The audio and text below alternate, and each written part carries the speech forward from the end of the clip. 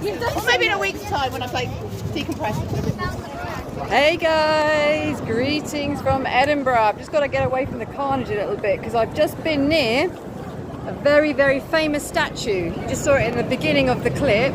It's of the famous dog here in Edinburgh, a famous Scottish dog called Greyfriars Bobby. And I'll just go back to the statue a little bit. He's got a statue up here. You can see it here. Here's his statue. There's lots of people are taking his picture. There he is. You can see his nose just there. Well, it's a tradition here in Edinburgh where you rub his nose for good luck. But I overheard somebody saying that he's actually on his 5th nose because of the amount of people that are rubbing his nose. Might not have been allowed in COVID times, but nothing a bit of hand sanitizer won't do. So I've just moved a little way from the carnage.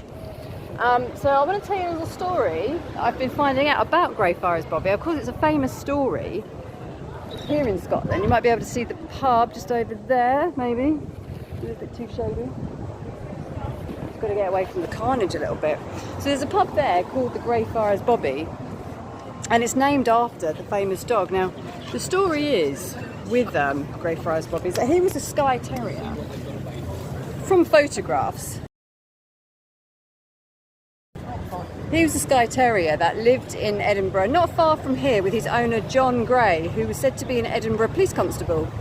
And there's been other stories as well about the story of Greyfriars Bobby, that he was also the owner, John Gray, was a shepherd called Jock Auld, that he came from the Shetlands area. But a lot of people around here kind of doubt that, and the story of his owner being a police constable here in Edinburgh is actually a little bit more plausible.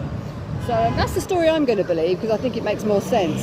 But his owner, John Gray, and little Bobby, Skye Terrier, they lived here in the 1850s to 1860s.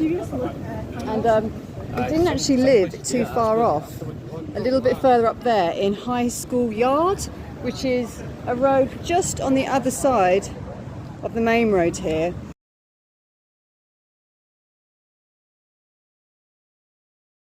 And it's said to be where he would do his beats, where the police constable John Gray would do his police officer duties walking the streets of Edinburgh back in the 19th century.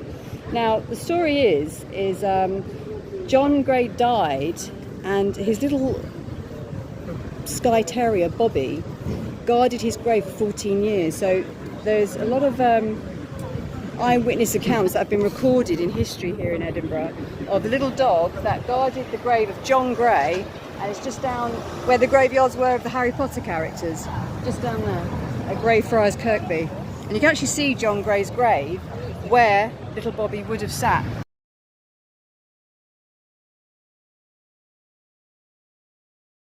Day in, day out, in all weathers, for 14 years. So little dog Bobby was actually 2 years old when his owner died. So for 14 years he is said to have stood by and laid on the grave and had been fed by local residents, and took it to the hearts of the people of Edinburgh. Now it's actually this road here, which is called Candlemakers Row. It's just here, down here. There's the pub. I don't know whether you can see it in the shade, but it's over there, Greyfriars Bobby pub. It'd be down here, a couple of roads down, this is what I was told, from the pub.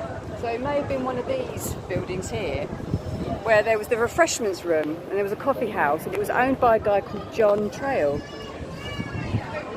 And he actually would feed little Bobby, and he would take him in when the weather was harsh. And when he got too old, I mean, the little dog Bobby, he died when he was 16, so when he was getting more frail and old, John Trail actually took him into the family. And there are photographs you can see in the Museum of Edinburgh here, and you can also see little Bobby's leather collar and the food bowl that he'd get fed out of.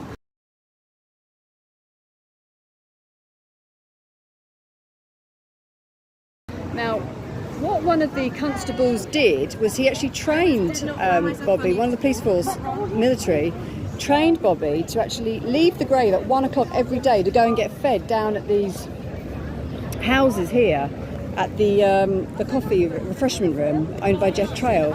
So that was quite a spectacle for most people, because they would be waiting to see little Bobby come from the graveyard at 1 o'clock every day to get fed. And you can actually see that bowl in the Museum of Edinburgh, and you can see his leather collar. Now, back in that time, laws for dogs were very different. No, she was. They had a thing where if a dog didn't have an owner, that it would be destroyed. I mean, of course, you wouldn't do that now, but back then that was the law. But the Lord of Edinburgh at the time, William Chambers, he took such sentiment to Bobby's loyalty and the whole story of him and his owner guarding the grave, being by the grave for 14 years. He didn't want to have Bobby destroyed, so he actually paid for his license. So on the collar in the museum, you can see that it says the Lord of Edinburgh, William Chambers, licensed Greyfriars Bobby for the people of Edinburgh.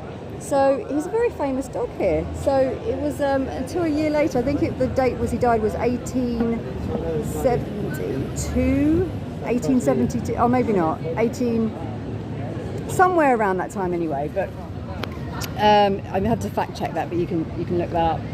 But he died 14 years after his owner did, and what they did was they had a Baroness Burdett Court, who really, a lady, should I say, Lady Burdett Court. I have to remember these names. Wow, Lady Burdett Court. I've just been to the museum, took again such sentiment to the story that she wanted to have a statue and a fountain erected just on the corner here, outside the graveyard, for little Bobby. So now it's a tradition when you come to Edinburgh that you rub his nose for good luck in tribute to Bobby and his loyalty. And this is why dogs are the best animals. Dogs are the best animals. And for anybody who knows me very well knows that I absolutely love dogs, adore dogs.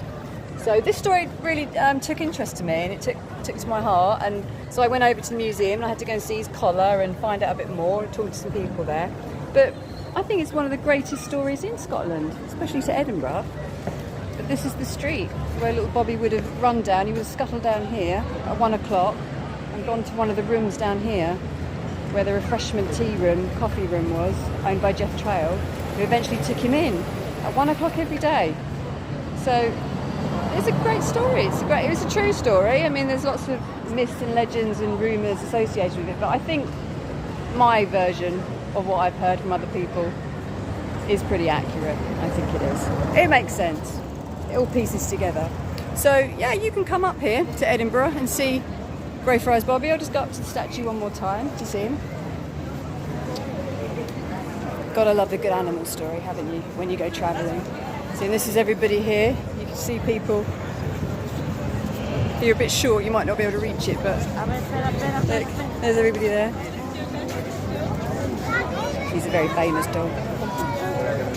Very, very famous dog. So yeah, I'll sign off for you from Edinburgh, Scotland, and Greyfriars Bobby. Rest in peace, and in tribute to all dogs, because they are the best. I feel good. Sunny.